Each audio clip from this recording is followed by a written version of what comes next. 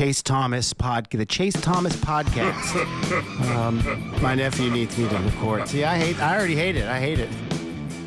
All right, hello, and welcome back to another episode of the Chase Thomas podcast, where I'm still the aforementioned Chase Thomas, coming to you live from Knoxville, Tennessee, Everything School HQ. Joining me, he is an old friend now. We get to call him an old friend now that he's a multi-time guest. He does a great job over there on Bluechip Breakout. Make sure you subscribe to Bluechip Breakout for all types of great Tennessee Vols film coverage over there on Bluechip Breakout on YouTube. It's Bull.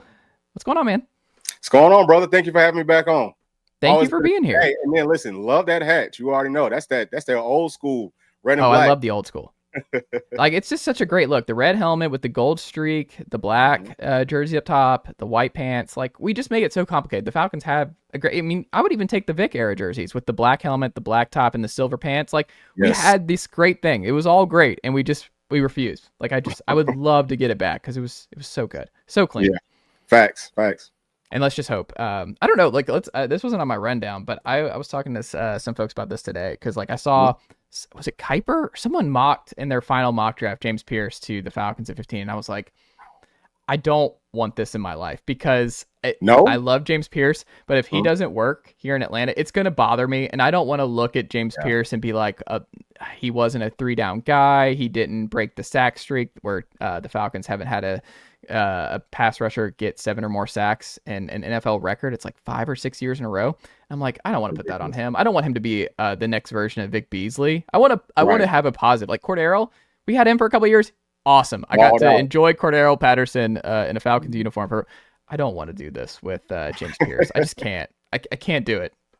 Yeah, man. I would be ecstatic if we got James Pierce. And actually, if you go back to Beasley, was that his first season that the Falcons went to the Super Bowl? He had a really good first year, I think. It's a good question. Yeah, he had one great year, and then that was it. And then after that, everything just fizzled out. Yeah.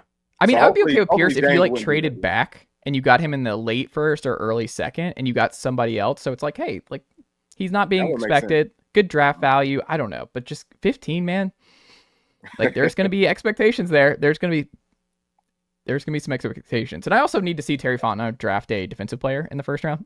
Yeah, which he has not done, I think, ever as the Falcons GM. I mean, you have Drake London, Kyle Pitts, Bijan Robinson, Michael Penix. So, yeah, it's not really been their MO. So we'll see if they even draft an edge.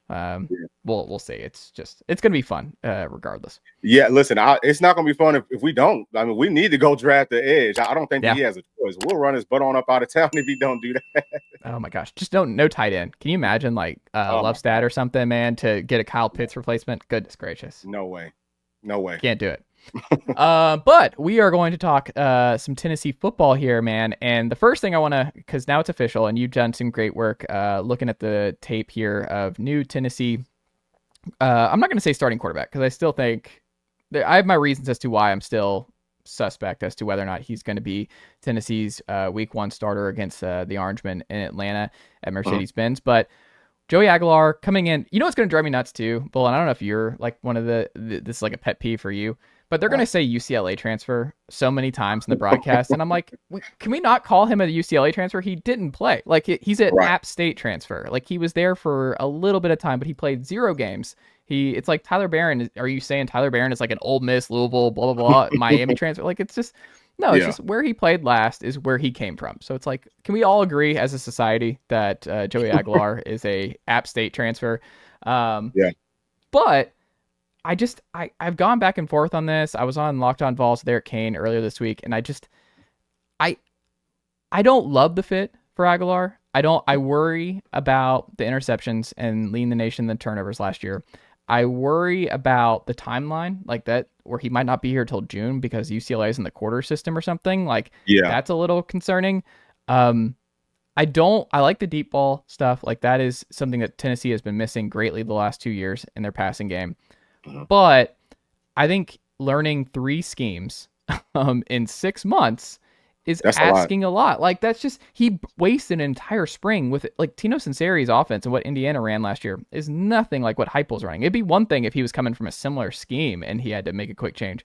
This is something completely different. So I just think he's so far behind in terms of what's going to be asked of him to be ready to go week 1 against Syracuse. So I don't know. I mean, I still think Jake to me, Merklinger has an inside track to be the week 1 starter, being in the system for 2 years. And I think also just having, I just feel like he's more of a natural leader. Like you saw, like, I just think there is a good buy-in with him from a lot of the playmakers in his class, like a Mike Matthews and Braylon Staley who came with him. And I don't know. I still would edge towards Jake being the week 1 starter. I could be wrong here in this regard, but like when you look at the tape of Aguilar to this point, and you with what you know about Heupel's scheme and what you've seen from this passing offense last 2 years, Bull, do you think it's a good fit, or do you think it's just, hey, they didn't have a lot of options and you might as well just take a shot on somebody like Aguilar? So I think it's a little bit of both. Obviously, coming out in that spring window, you don't have a whole lot of options as far as Power 4 proven starters. So we go out and get a guy that was about to be a Power 4 starter at a Big Ten program. And I think that he's got some skills that does match Tennessee's system. The biggest thing for me is always that arm strength. He's got a strong arm. Now, he's inconsistent. That's what he's going to have to work on. And that's where I think the Coach Halsey and Coach Heupel, they're gonna help him get that right. If he gets more consistent with the fundamentals, stepping into his throws, knowing when, because see, Tennessee's offense, some people think that it's like 3, 4, 5 reads. Sometimes it is, but for the most part, it's 1 read, 2 reads. If it's not there, you need to start running, just like Hendon Hooker did. I see some of that in his game. I think that he's mobile enough that he could put some pressure on defenses with the option game. So all of that type of stuff there, for me, I think that he would fit into the system. But like you said, he's got a limited amount of time to learn. One of my questions is he taking online classes? Can he be in Knoxville? And even if he's not, on campus, but can he be in Knoxville taking his classes, working with the wide receivers and all that type of stuff? If that's the case, that looks a lot better, but it's short notice. So I think that he can get it done, but it's gonna take a lot of work.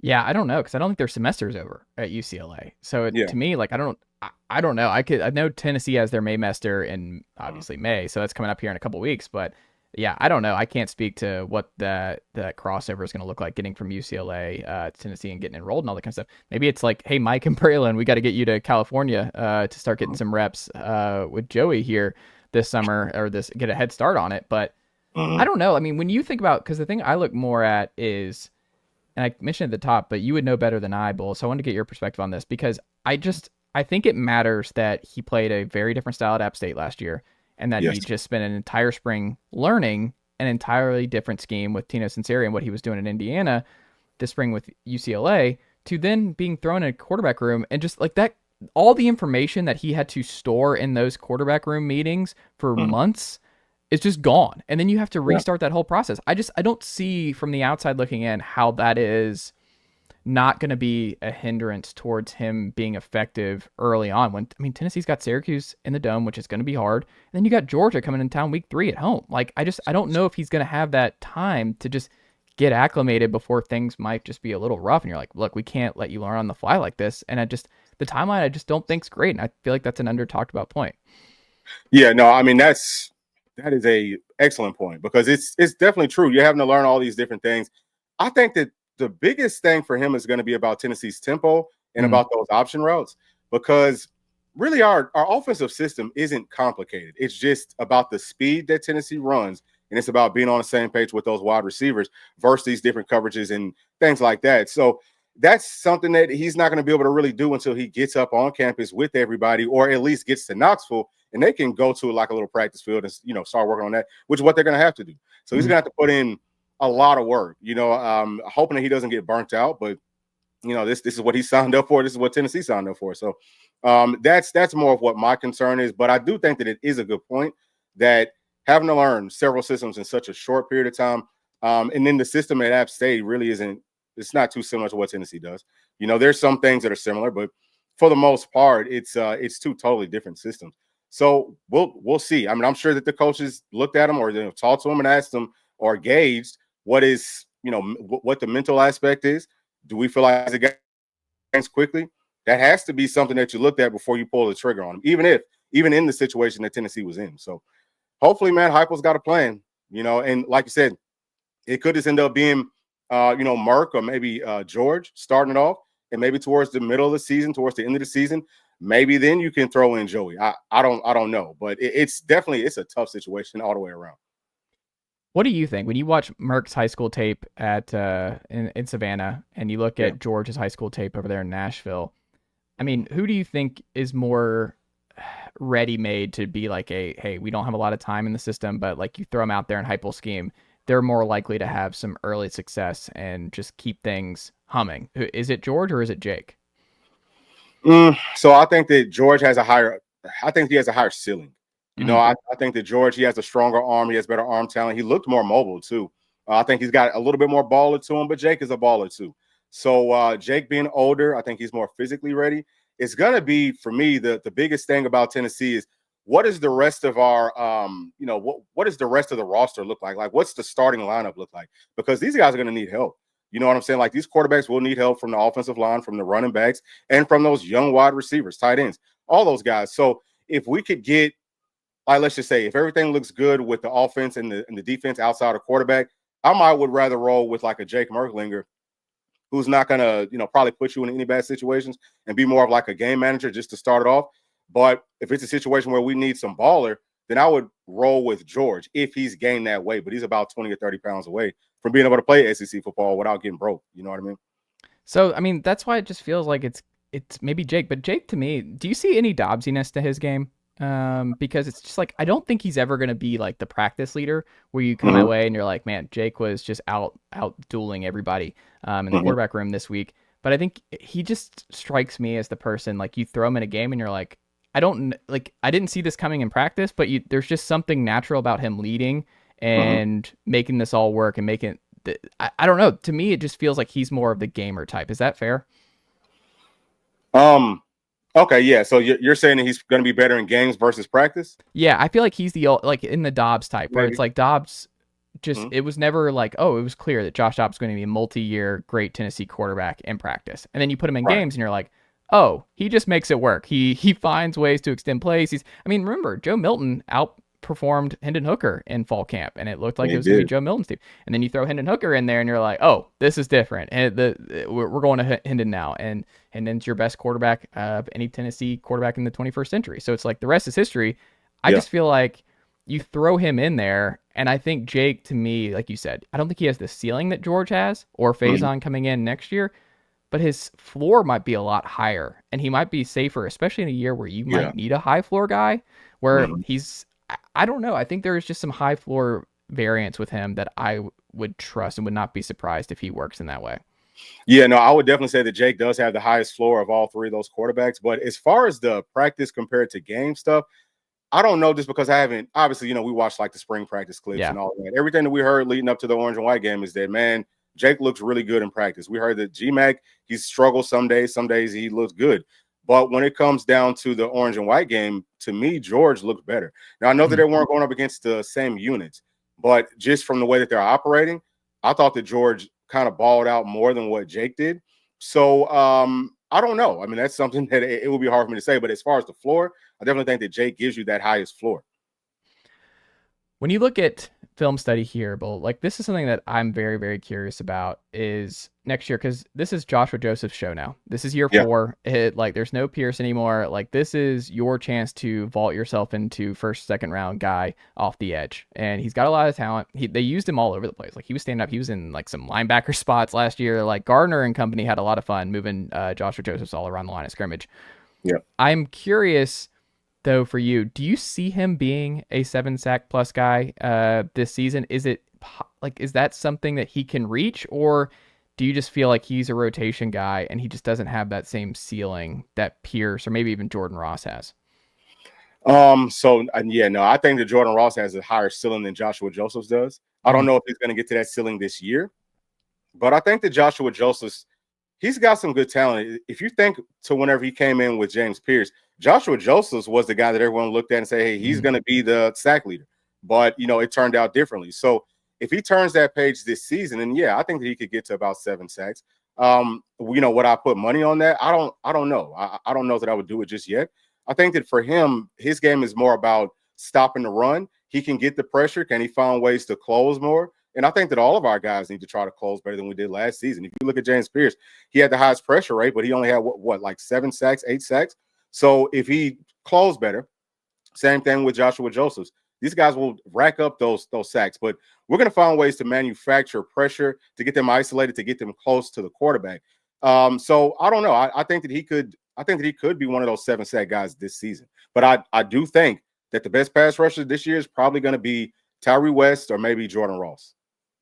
I think they really need Tyree West to be that guy on the opposite side. I think they really missed Tyler Barron across from James Pierce this past year. And if Tyree makes that jump over Dominic Bailey, I think they have a couple spots like that, right? Where I think they probably start with Jeremiah Thielander, with Arian Carter, but I think you hope that Spillman passes him sooner rather than later. That like the best version of Tennessee's linebacker core is Spillman and Arian Carter getting the most amount of snaps together. Would be I think that's your preference. I think just the upside of those two is just the highest of anyone in that room right now. Yeah. And then I think the same is true with Tyree West on the opposite side. Like, I think you like Dominic Bailey, but you kind of maybe want to slide him inside more because you're kind of thin there anyway. And he just doesn't have the kind of pass rush chops that guys like Tyree West has. And I think Tyree West still has that kind of playmaker mentality on the opposite side. I mean, he flashed a little bit last year, but I think you just need more consistency out of him there. But I also think, I was talking to Brent Hubbs of AllQuest about this, of like the possibility of the Rabbits package on third down being Jordan Ross on the opposite side, and you go Ross on one side and Josephs on the other. Maybe that's the solution to when you sim for is like, maybe it's to get them on the field together is like, hey, Jordan, you're gonna be in the Tyler Barron spot this season, and then when Josephs is gone next year, then we'll keep you at the Leo spot. But I don't know. What do you think of that? If that's a possibility?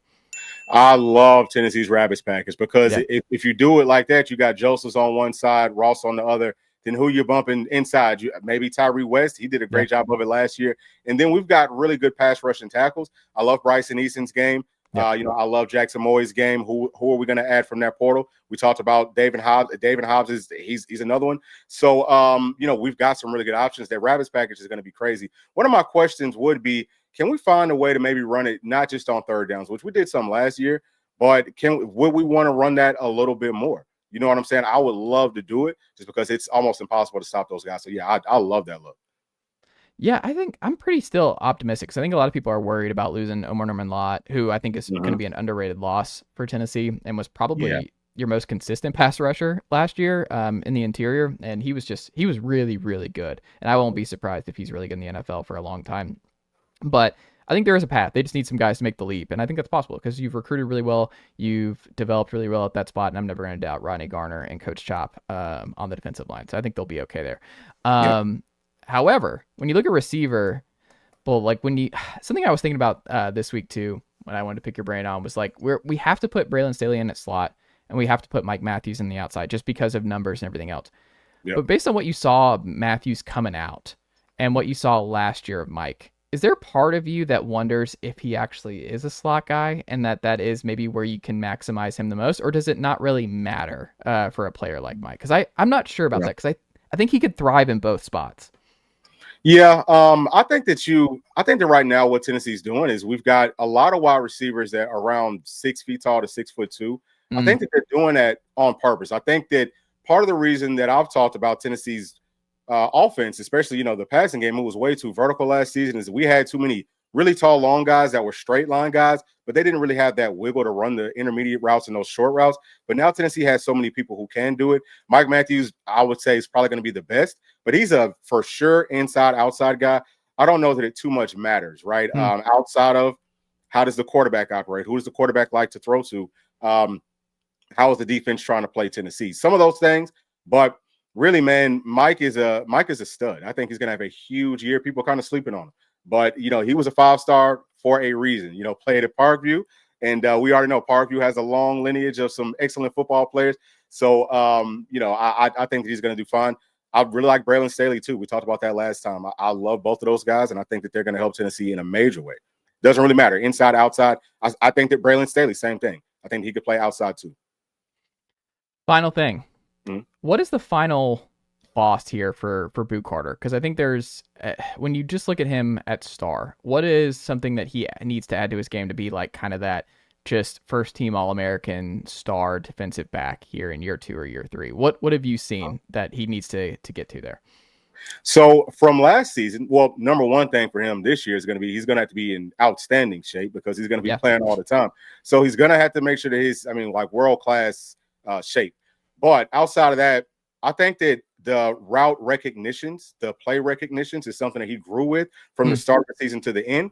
And Boo is just a baller. Like, Boo's a football player. He's going to make plays. So as long as he recognizes what's going on, he's not, mentally drained from having to do all this stuff. If he's in good enough shape, I think that Boo will be one of the best secondary players in the country. People are going to know his name. And can he get into that Heisman race? I don't know. It would be great if he could, but I think that he's going to have a huge season playing at start. I mean, it just feels like, is he Tennessee's most talented player? I think he is, right? Right now, I think so, yeah. Right now, I would say so. I just think he's going to be really good. Like, Boo is just, I think he's going to be so good. I'm so excited to see him off the edge. Like, because I think he is going to be really good at creating havoc, and he's going to help Josephs and Ross and company because I think that what Tennessee had to do, or Tennessee did a little bit too much last year, was they relied on sending 4, and they just weren't that explosive off the edge. I think with another full offseason of Boo settling in at star, because they like to play that position all over the place, he's so naturally gifted off the edge, and he's so quick that I just think he's someone who can just create so much havoc back there with quarterbacks having to keep an eye on him because his closing speed's so fast. Like, Boo is just a world-class athlete, and I just don't think those guys come around very often. I mean, I'm not saying he's Eric Berry, but I do think he's the most talented secondary player Tennessee has had since Eric Berry. I don't think that's outrageous to say. I don't either. I mean, he's definitely in that ballpark. I mean, there is no question. He is a baller for sure. Love Boo. Yeah. You know what I'm hoping for as we wrap up here? If they can get the BYU kid on kickoff returns and then have Boo on punt returns, special teams is just going to be it's going to be wild. It's a must-see event. Yeah. And that, you know what? That's what Tennessee needs, because when the quarterback position is uncertain, you need people to step up and make some plays in different phases, whether that's defense or whether that's special teams. So I think that's a really, really good point. We need to make sure that we've got the guys on special teams so that we can add some extra points or put some extra stress and pressure on these teams. 100%. Yeah. Bull, what can the good folks check out from you over at Bluechip Breakdown on YouTube this week? So we're going to have a whole lot of draft coverage. Okay, we'll be talking about baseball, of course, and we're finishing up with this portal stuff. So hopefully everybody joins us for that. We try to keep y'all up to date with all the new targets. We'll bring you the film, and I'll tell you what I think about them. And we love for y'all to join into all those conversations. I love it. Go subscribe today to Bluechip Breakdown if you are not already. Bull, thank you so much for the time as always, my friend, and we'll check back in again soon. All right, thank you, brother.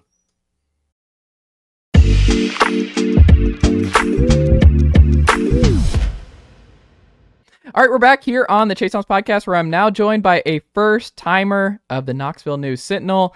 Go subscribe to the Knoxville News Sentinel if you are not already, to read some of the great sports coverage on the Tennessee Vols and everything else over there at knoxnews.com. Mike Wilson is here. Mike, good afternoon, sir. How are you? Doing great. Yeah, glad to finally join the show. I know we've talked about it before, but glad we finally connected to make it happen. Hey, we're here, and it's late April, and used to be, I feel like this was a kind of a quiet time. And it's not a quiet time anymore, Mike, as you're on the baseball and basketball beat. And the sky was falling for a little bit for Tennessee baseball. And then Tennessee basketball, weirdly enough, is trying to find the Chaz Lanier replacement that you thought might be the first thing off the board with Liam McNeely, or not Liam McNeely. What was his name? Isaac McNeely out of the gate here, and you're like, oh, we'll close that one in, and that'll make sense, and we'll just keep that going from the portal. And you're like, nope, that's not what we're doing. And you're like, hey, Nate Ament, remember him? He's back in the fold. Darius Adams, remember him from way long ago? Yeah, he might be back in the fold. I mean, how much chaos are we looking at here, and how exhausted is Mike Wilson keeping up with who Tennessee is trying to bring in here? I think the exhaustion stems more from probably what has happened since January 1st, 2024, because it's an Elite Eight, a baseball national title, a college football playoff, another Elite Eight, another number one baseball team. So the exhaustion's a long running thing. I don't think it's just a month of April thing. But yeah, basketball portal season's been crazy. And this has definitely been a different one for Tennessee. It felt like the last 2 cycles, Tennessee was like, here's who we're going to go try to get once they're in. Like you saw a name pop in like a Jordan Gainey, and you're like, cool, Tennessee's probably going to go get Jordan Gainey. And that was kind of how it went the last 2 cycles. Guy went in, Tennessee targeted him, got him. It just kind of hasn't gone that smoothly this time around in terms of at least one of the positions. Obviously, they went and got Jacoby Gillespie and Jaylen Carey, which were 2 guys they wanted as soon as those names were in the portal.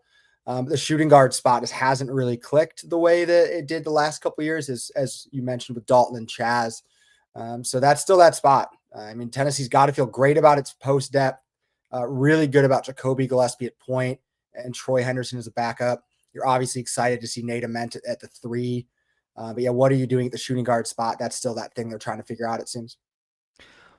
It's funny when we still got like at least probably 2 pieces left remaining on to fill out here for Tennessee's 25-26 roster. But when I'm thinking about like what it could ultimately look like and who the realistic targets are and things like that, when you start thinking about last year's team and then 2 years ago's team, is there a path with how things are currently constructed and who you think they'll ultimately realistically be able to land to fill those final 2 spots, that they're a deeper, better team than these previous 2 Elite 8 teams? Because I think that's in play. Yeah. It is, but yeah, it depends on who you land at the 2, probably. I mean, one of Tennessee's shortcomings probably the last 2 years you could talk about is not really having a great backup point guard. I mean, Jordan Gainey really developed into that to some extent later in his career because he was just awesome as a 1 and a 2, but wasn't really that for his first year and a half at Tennessee. So didn't really have a backup point guard. Last year, obviously, with JP Estrella out, lacked the post depth. Really only had Felix Okpara. And Cade Phillips was forced into playing the 5, but he's more of a 4. Can even swing him out to the 3 in a huge lineup, which I think they'll probably do some of. So that was a little bit of a hodgepodge. They're definitely deeper in the post. You have 2 point guards, so that's a little bit different. Bishop Boswell obviously played a little point last year. I don't think he's a point guard. I don't think that's an ideal situation. But yeah, if you go out there and you get a Darius Adams and a mid-major shooting guard who's pretty reliable from 3, you got to feel good about that overall roster construction because you're at least 2 deep everywhere at that point. And that's not something you could say about Tennessee the past couple of years, especially this last year. It's interesting. Like, this whole offseason has just been like, I didn't have that on my bingo card for Tennessee basketball. And I just like, it wasn't meant first, but now it's like Darius Adams, who that was a big time battle with Tennessee, and you tip your cap to UConn. It's like they were the defending 2-time national champions at the time. It's like, hey, like there's no shame in losing that battle towards the end. But then you circle back here, and it's like, well, that 2 spot is open, but it's very different bringing in Rodney Rice or McNeely versus somebody like Darius Adams, because look, he's a highly rated kid coming out of his class with a Minton company, but you suddenly get very young at the wing spot with Adams and Ament there. And I kind of wonder, because you're always it's a balancing act of contention and also reloading versus retooling and rebuilding, I guess is the best way of describing it. And I think Barnes, it's going to be interesting because Ament, clear one and done guy if all things go right. But you have Troy Anderson now on the boat. You have Amari Evans, who's kind of forgotten about, who feels like a perfect Rick Barnes guy and a multi-year culture guy. You have Cade, you have JP, you have a couple guys who could see this through in your core. But if you had Darius Adams, you're kind of locked in here, maybe at point, shooting guard, and small forward for a couple years there. And it's kind of like, to me, I raise an eyebrow and I'm like, Barnes is going to be here a little bit longer than people think. Because if Adams is in and that, but maybe I'm thinking too far out. But do you kind of think about that too, of like, man, if he brings in Adams here, that's several multi-year talented dudes that can keep this run going as long as Barnes wants it to go, right? You know, I've stopped trying to guess when Rick Barnes is going to retire at this point. Feels like a fool's errand to some extent. I know there was, a heavy chatter last year after that Sakai comment he made at the quarterback club or tip-off club about like, I don't know if I'd still be doing it if it wasn't for him. And, I think behind the scenes there, you'd kind of thought or chatted and like, maybe when Sakai's done, he's done. And then that comment comes and people latch onto it. There was never really a thing. So yeah, I don't know what to make of it. I mean, this roster is loaded up though. Certainly for this year. It is some 1-year guys, Nate Ament, Jacoby Gillespie, Felix is in his last year. So there's some 1-year stuff still in there too. But yeah, as long as Rick Barnes has a roster he feels like he can go and win with, I don't know why he would stop. Because that's kind of the game that he's playing. And when you look at Rick and some of those contemporaries, he seems to be doing the portal a little bit better than some of those guys. Some have obviously retired, some are still in, but the way he's handled the portal and allowed that to fuel the team's success is different than a lot of those guys kind of in his era of coaches. So how realistic do you think the Adams development is? Do you think it's like, hey, this could happen soon, so strap up, get ready to go so he doesn't miss a spot. Because I think that's part of it too, is like everyone's trying to do the musical chairs thing and not get left behind as spots fill up here with the portal closing. And that doesn't mean you have to pick by this weekend, but it does mean that, hey, spots are filling up, no one else is jumping in, and Tennessee is one of the more lucrative opportunities now that Ament's in the boat, Gillespie's in the boat, and you look around, you're like, man, this is a really great spot for me to jump into, and it looks a lot better, I'm sure, for Adams. But I mean, do you think it's trending that way, or do you still think there's some more twists and turns there before we can say that, like, hey, Adams is very possible for Tennessee right now? I don't think it's like on the cusp of something. I mean, there's other schools involved. Obviously, Michigan State was a finalist the first time around. They need guards. So that's definitely a possibility there, and I'm sure that Michigan State's in the mix again. You've heard Alabama floated out there. Maryland, Georgetown, like there's been some schools mentioned or talked about as potential fits. So I'm sure Tennessee's got a battle again, just like he did for the first time with Adams. And they've got a Zoom coming up with him in the next few days, and I'm sure that will shed some more light on kind of where things are on both sides. So that'll probably give a better picture of that, because at this point it's still really early, I think, especially in the Tennessee conversations with Adams. Who do you think? So when we forecast the roster, it's like Jacoby Gillespie, starter, obviously. We look at Ament, obvious starter. Felix Akpara, starter. At the 4 spot, though, there's several different ways. Based on like how well you know Barnes and the staff and what they prioritize, I mean, do you think Carey is the front runner there? Do you think it's a possibility that Cade has a good summer and fall? Like he's someone who's obviously earned Barnes' trust and did a lot as playing out of position at the 5 last year. But then it's like JP, man, like there's no one else on this roster who has the kind of interior scoring presence that JP has. And the only way he's going to get better is by playing. Like part of it is like, you have to play somebody like JP. There's only so much you can do learning away. And he spent this whole year learning and playing away. And I just kind of wonder how you balance. It's a good problem to have, like having this many capable bodies, but I am kind of curious how Barnes handles that rotation and where he starts. Where do you lean? I would lean Carey starting alongside Felix. It's obviously so early. Like they don't even have the roster here yet because that's kind of that May mester where those players all get in here. But I think Carey and Felix makes a lot of sense because Carey brings a little bit more offense than Cade does. At least on paper, there's more offense there, a little more profile to that. And then if you pair JP and Cade, you got JP with kind of that offense. And, I have no doubt Cade's going to come back a better offensive player, not just a lob threat. He talked the other day about taking 500 or 1,000 shots every day. And that's kind of what those guys are in there doing. So I'm sure there'll be more offense to his game. But really what's going on, really what you're seeing is Rick Barnes wants depth in the post. They didn't have it last year. They got beat up a little bit by Florida because of that. Auburn was a hard matchup because of that. I think Rick has basically gone out and said, we're not getting punked in the post ever again. So we're going to really load up on dudes. I mean, you even look at the other positions.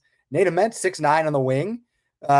You mentioned Amari Evans. That's a 6'5" guy on the perimeter. Darius Adams, if they get him, 6'5" at the 2 guard. Jacoby Gillespie, 6'1", so you're bigger at that spot than last year as well. Dwayne Brown's an incoming freshman who's 6'8", 265-ish as well.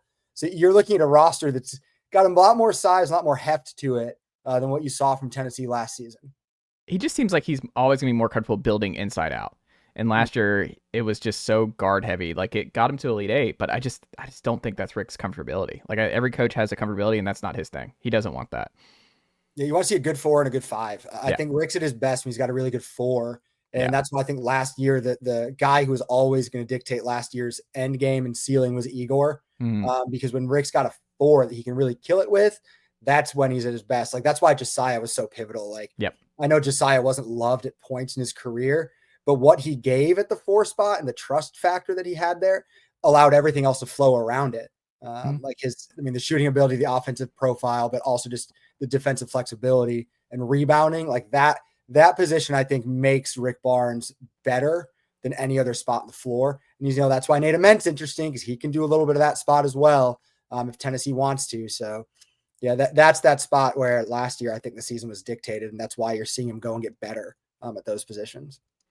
Rick should do a wink at media row if he puts Cade in the 3, because like the reaction of like that's for the Tennessee Vols media if he puts Cade at the 3, because it's just that's only for us.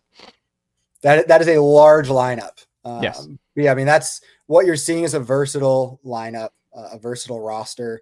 Because last year you just didn't have that. You were limited kind of everywhere because of numbers, because of depth. Like you you were hammered down to 7 guys a couple points. And you realistically, even when you were healthy, were playing 7 guys. So it's a whole different look and different ball game right now. But I also think it was helpful in some ways where like Jordan Gainey had a great year, I think, because the lineup shrunk. And I think that's part of like the whole chicken and the egg with this guy and they haven't been able to find a backup point guard in the last 2 years. It's like, I'm an Atlanta guy. So Trae Young, that's always been the thing. He's like, you're trying to find the guy who can keep the offense from falling off a cliff for 12 minutes while he sits.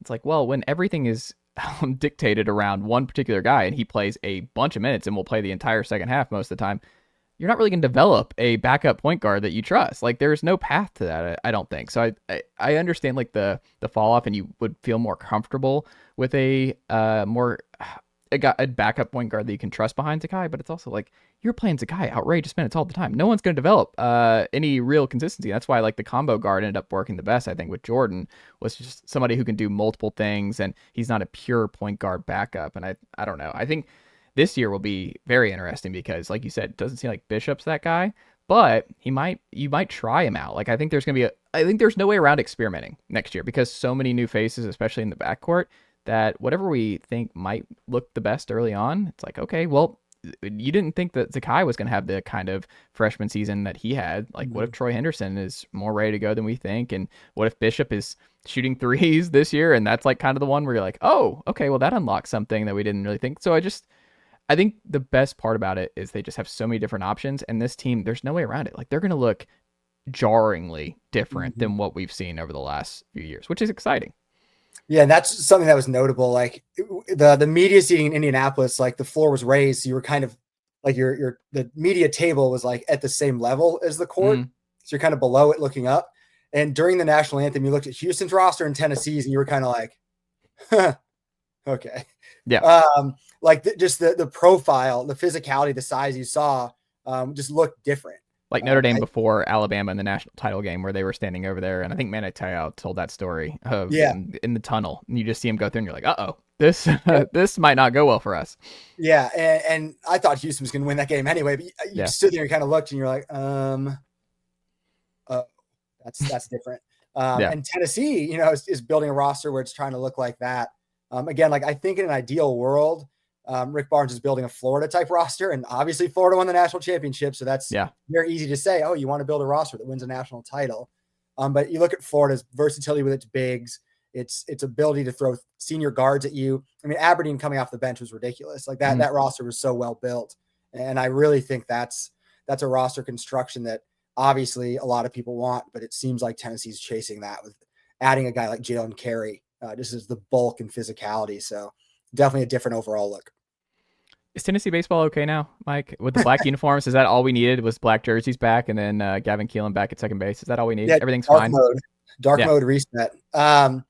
It's funny. You see them lose 5 games this month, which is the same as LSU's loss. Like both those teams kind of need a series win going into this weekend, but I don't think the sky's falling by any means because it's so easy to pinpoint what's going wrong right now. You need more consistent starting pitching. You need a couple more arms to emerge as trustworthy in the bullpen on the weekends, but mostly you need the middle of the order to come back. I think what you've seen happen here is Reese Chapman and Dalton Bargo are historically streaky guys, and they've been on a bad streak. You can't really afford to have both of them on a bad streak, and that's what they've got right now.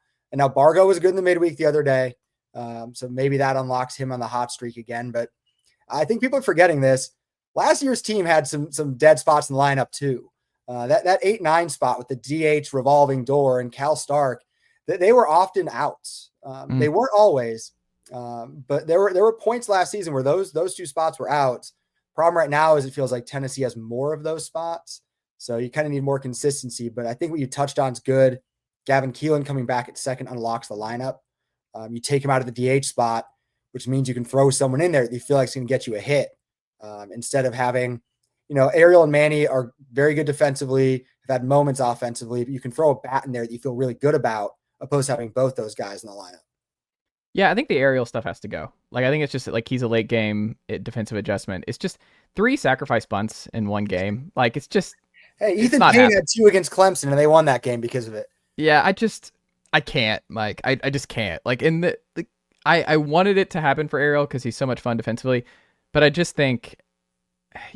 I would do with Keelan healthy, and tell me if you agree with this, I would go Bargo at third, but you can't do this. Like, here's the problem. The glaring thing is, like, I don't think you can do this, is putting Dean Curley at DH, because I think that's the best thing for the team is if you move him into that spot, because you would have Bargo at third, who is really comfortable there. You have Fish at first, Keelan at second, and Manny at shortstop. Like, I feel like that's the best version of Tennessee's interior, but you can't do that. So I think I guess, go Bargo at DH and Curley at third. But I mean, the Curley part of it is like, I struggle with it because he's been good this year, Mike, but he's been closer to Cortland Lawson than Christian Moore. And I think that's something that Tennessee just can't have if they want to repeat. And repeating is already hard enough as it is.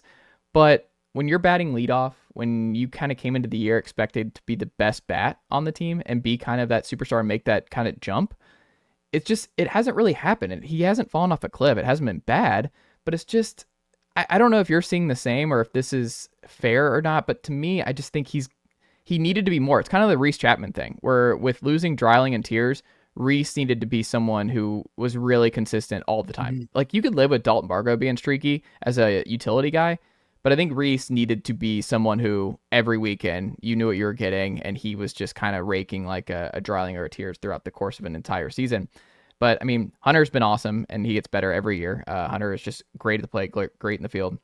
But to me, I think they really, and maybe Dean does down the stretch here in SEC play, he turns it on. But I think, to me, one of the glaring things is just this offense really, without Azuna in the middle to help things out, you needed Dean Curley to be a superstar. And he's a good player, but I don't think he's anywhere in the same ballpark as Simo from last year. To be fair, you're putting the best offensive season in Tennessee history. Oh, I'm not disagreeing. Yeah. It's not fair, but I'm just saying, like, they needed him to be, I think, but to be a first round mock guy, like top 10, top 20 buzz, like, he needed, you expected star, like maybe not superstar like Simo, but you expected star. And I just think he's a good player. He is, and I also would have said going into the season, I didn't expect him to be their best bat. I would have put him as their third best bat. To me, it was Fisher and Keelan as those 1-2 alternating guys. Dean probably right after. I mean, because Keelan's hit profile is crazy. I mean, from a pro perspective, and he's added power at Tennessee. Yeah, I mean, his hit tool is crazy good. Fisher's power tool, crazy good. Yeah, Dean's is more of an overall hitter, I think. Part of it could be he's hitting out of position. Like, he's not a leadoff guy. Yeah. I know Tony has liked non-traditional leadoff guys there for a minute now. I thought, in the fall, it was going to be Fisher, Curley as 3-4, alternating those guys 3-4. Who did you have at leadoff? Keelan's a perfect two hitter, and that's what's hard, because you might like him at leadoff, but his hitting profile is the perfect two-hole hitter. And it boggled my mind that Louisville had him 5th and 6th. Like I mean, I get that is kind of a natural interchange. If you're not the 2, you're kind of the 6, but he's a perfect two hitter. Like, his whole profile is, I am a 2-hole hitter. I don't strike out. I make contact. He's a two hitter. Ensley was that 1-2 guy in 23. So maybe that was the mix. I think Jay Abernathy, you thought might emerge as that guy by the midseason. But the freshman class just hasn't been as consistent as you'd hoped. You talk about lineup for this weekend. I'm going Bargo left, Curley third, and Levi Clark at DH. Interesting. Because I'd like to see Levi Clark. If he gets hot, you're good again. Yeah. That changes some things for you. It also helps those righty-lefty splits that Tony loves, that alternating right-left. They didn't really have, because like middle of the lineup last week at points, I think, is Fisher, Bargo, Chapman. So you're really lefty heavy. And if Cannon's right there too against a righty, lefty as well.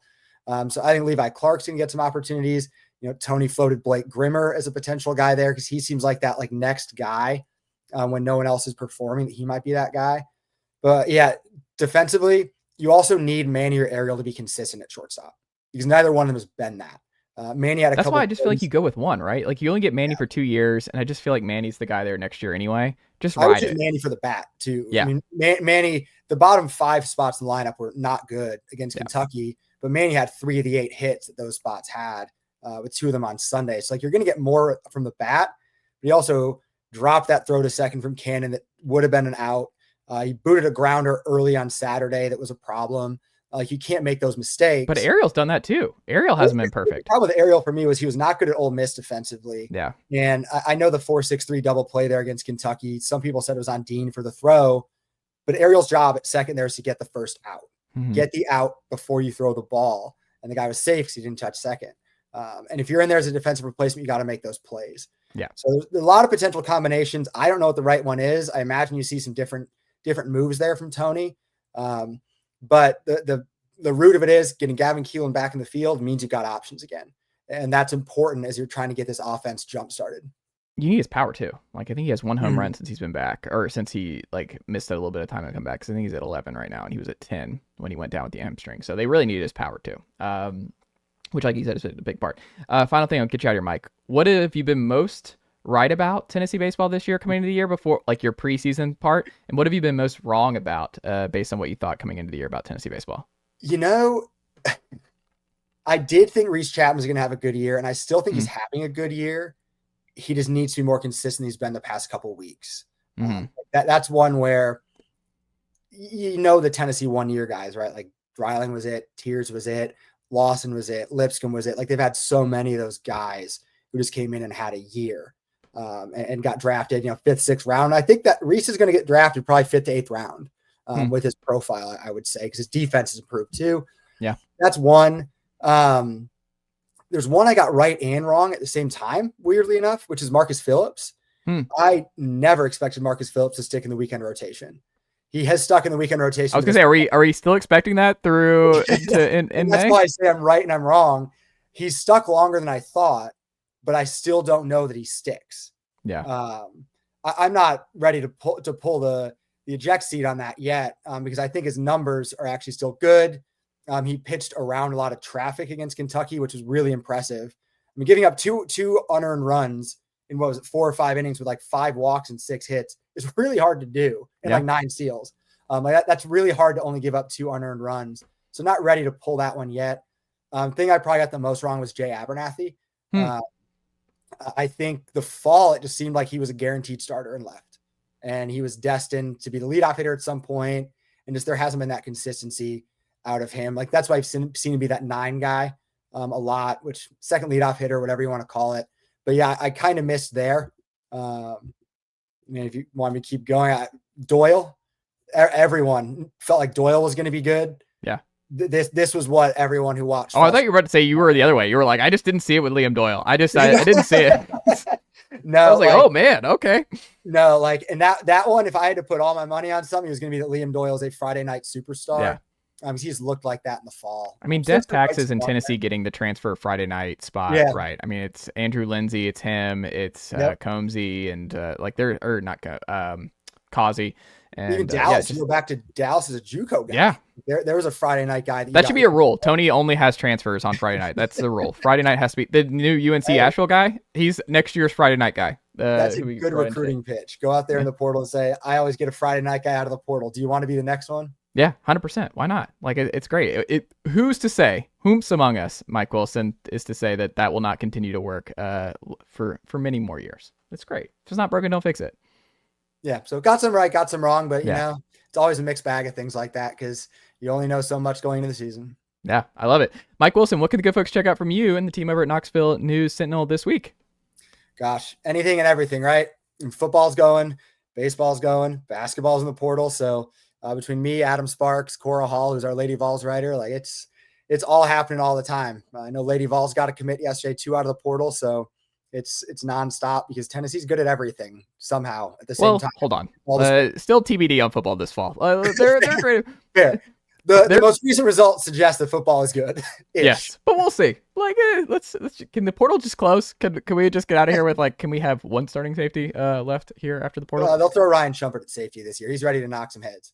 I've always said if there was one guy I wanted to see replace Will Brooks at safety, it was Ryan Shumpert. He's built for it. He's got the size. Like he's like 6'6", right? Something like that. Totally. Yeah, and he works out a lot. He's a big workout guy. A lot of people just are misconstrued with his Dr. Pepper intake, but that's just part of what he's on. That's the fuel. It's the fuel. Yeah, workout fuel. Mike Wilson, always a pleasure, and we'll have to check back in again soon. Yeah, thank you for having me. Nicely done, nephew.